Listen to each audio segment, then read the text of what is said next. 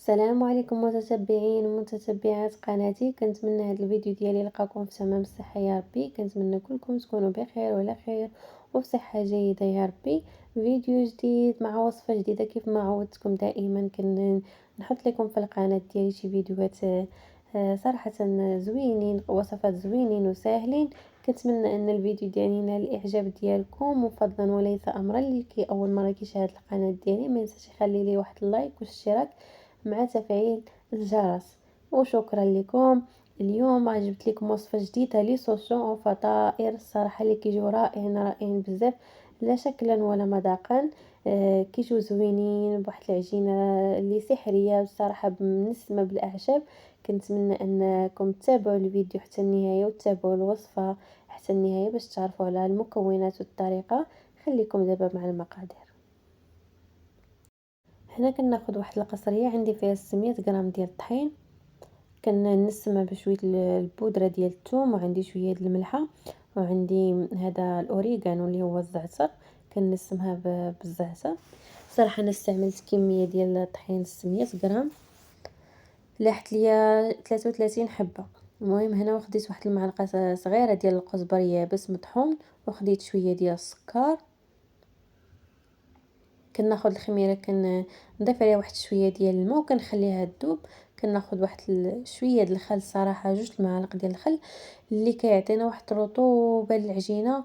واحد 3 المعالق كبار ديال زيت الزيتون. من الخل وزيت الزيتون عارفين غاديين يطريو لينا هذيك العجينه، غادا تجينا رطبه بزاف. صافي هنا كنضيف الخميره وكنبدا ندير واحد الحفيره هكا الوسط، ونبدا نكب في الماء ونبدا نخلط العجينه ديالي. ما غاداش نقصحها بزاف وما غاداش تكون رطبه عاود بزاف. غادا نمشي بشويه ما نقدرش نقول لكم شحال ديال الكميه ديال الماء، حيت الطحين كيختلف من واحد لواحد. كاين اللي كيتشرب الماء، كاين اللي لا، على حساب كل واحد. المهم هنايا غادا نمشي غير بشويه هكايا حتى نجمعها. كيف ذكرت معكم ما خاصش العجينه تكون رطبه بزاف. غادي تشوفوا في التالي القوام اللي بغيت انايا نحصل عليه. غادا نمشي غير هكا غير بشويه نجمع هكا القصريه. شوفوا فاش كترتاحوا عجنوا في قصريه في بول، فاش ما كترتاحوا ممكن تعجنوا. صافي هنايا انا جمعتها. ضروري نحاولوا ندلكوها واحد شويه، ضروري باش تجينا هكا رطبه. المهم هنايا انايا دلكتها حتى حصلت على هذا القوام هذا. كيف كتشوفوا راه ما رطباش بزاف وما قاصحاش في نفس الوقت. غادي نديروها في واحد البلاستيك وتغطيوها، ولا غادي ديروها في واحد السبيره وتغلقوا عليها وتغطيوها وتخليوها كتختمر. الماء اللي عجنت به الماء يكون دافي، لاننا العجينه غادي نخليوها تختمر غير مره واحده. هنا خديت واحد المقيله درت فيها زيت الزيتون، درت فيها شويه الفلفل. المهم ماشي ضروري تكون عندكم الفلفل الالوان، غير اللي متوفر عندكم. درت البصله، درت واحد 3 حبات ديال البصله، واحد 2 فلفلات. صافي وخليتهم حتى تحروا حتى نزلات هذيك البصله والفلفله مزيان، وبديت كنضيف عليهم في التوابل.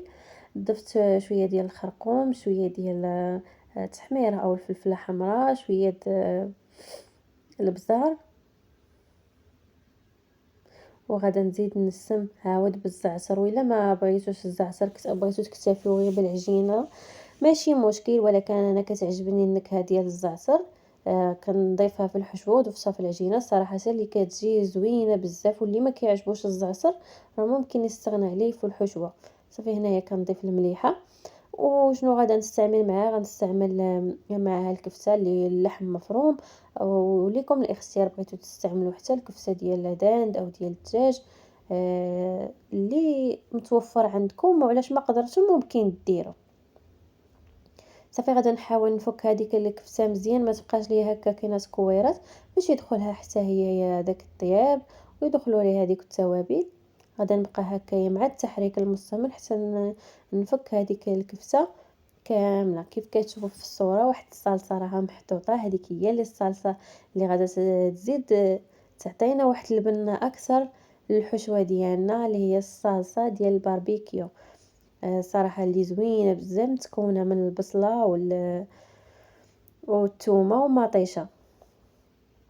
صافي هنا وفي التالي انا ضفت شويه ديال العطريه ديال الكفته. ضروري العطريه ديال الكفته راه غادي تلقاوها موجوده عند اي بائع كيبيع التوابل اللي كتقداو من عندو، راكم غادي تلقاوها عنده العطريه ديال الكفته الصراحه اللي زوينه بزاف.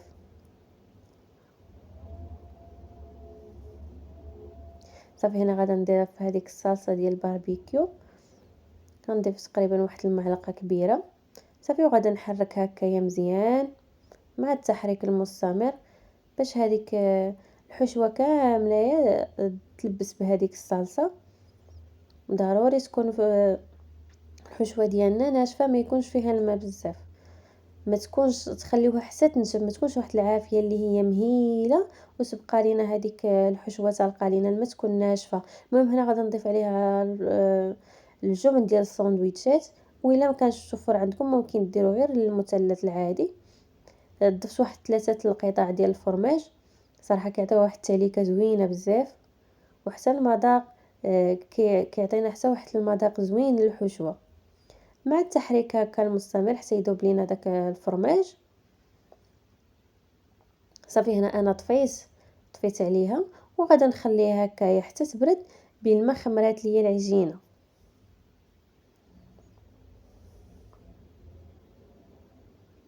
صافي هنا من بعد ما اختمرت العجينه كيف كتشوفوا ضاعف الحجم ديالها. صافي غادا نحاول نفرغ من هذاك الهواء.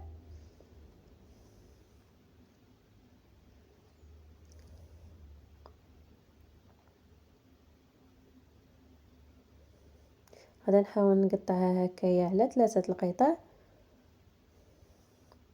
نحاول ندير من شكل دائري هكايا. المهم انا فاش قطعت عفوا لويتهم هكايا ودرتهم دوائر باش يرتاحوا. ما ما غطيتهمش، حاولوا تخليهم يرتاحوا واحد 5 دقائق. انا ما كانش عندي الوقت بالزربه، غير لويتهم صافي وبديت الخدمه باش هكا الا ارتاحوا شويه راه كتسهل عليكم الخدمه. صافي وغطيهم معكم بواحد الزيف هكا كينات باش ما ينشفوش. كنحاول هكايا نسرحهم بالمدلك. كيف كتشوفوا الاعشاب اللي فيها راهم كيبانوا من العجينه، اللي هو القزبر يابس والزعتر. خلاص الثومه راه بودره ما كتبان ما شي حاجه، كتعطينا غير النسمه.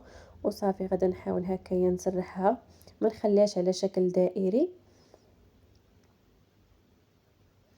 نحاول ندفع هكايا نسرح هكا الفوق ونعاود للجناب باش تعطينا شكل مستطيل او مربع.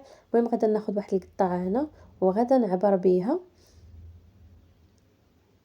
باش يجيونا الحجم متساويين. انا كيف شفتوا في الصوره الاول راه شي ثاني النص درتو كبير والنص درتو صغير، على حسب هذيك الدائره اللي كنت كنعبر بها. هذه جاتني شويه كبيره حتى شكلتهم جاتني شويه كبيره وكملت النص الثاني كملته بوحده صغيره. وانتم لكم الاختيار. المهم كنحاول هكايا نقطعهم وكندير الحشوه الوسط وكنعاود نطوي وكنبعد من الحشوه، ما ماشي نقرب الحشوه لانها غادا تفك وتخرج لينا ديك الحشوه. كنحاول نضغط بصباعي بحال ما هكايا ونبعد شويه ونقطع كيف كتشوفوا. كنحاول نضغط الجوانب بحال ما هكايا بالصبعان ديالي وكنبعد ما كان نديرش القطاعه في هذوك الصبيعات اللي عفطت عليهم هكايا. كنبعد وكنقطع ونحاول نضغط عليها هكا بالجوانب. مازال في التالي راكم غادي تشوفوا معايا كيفاش غادا نحاول نشكل هذوك الجناب ونضغط عليهم باش ما يتفكوش كاع. صافي غادا نستمر بهكا بنفس الطريقه وفي نفس الوقت هكايا بهذه الطريقه هذه ما كتضيعش لكم العجينه بزاف. صافي غادا ناخذ واحد القطعه ديال البيتزا. صافي غادا نحطهم هكا في الجنب، ما غادا نلوحهم ما حتى شي حاجه. هذوك العجينه اللي شاطت ليا غادا نحاول نخليها هكا كينات في الجنب، ومن بعد ما هي غادا ترخف راه غادا نعاود هي نشكلها. كنضغط الجوانب. المهم كررت معكم العمليه شحال من مره باش هكا توضح معكم الصوره مزيان.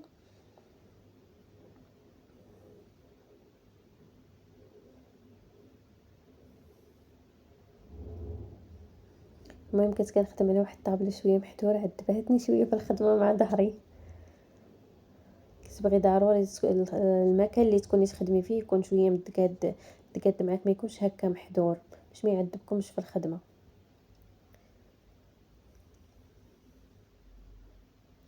دابا اش كتشوفوا ديك الدائره الاولى اللي كنت نقطع بها راه حمراء، دابا هذه راه خضراء. دابا عاده اختاريت هكايا الشكل الصغير، وعلى حسابكم نتوما شنو كيعجبكم، صغير كبير. من الاول سيروا على حجم متساوي.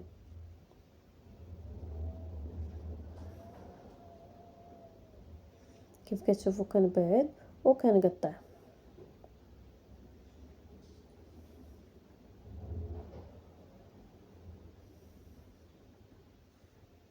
انا شاركت معاكم شحال من وحده باش هكا توضح معاكم الصوره. طريقه راه واضحه وشارحه نفسها.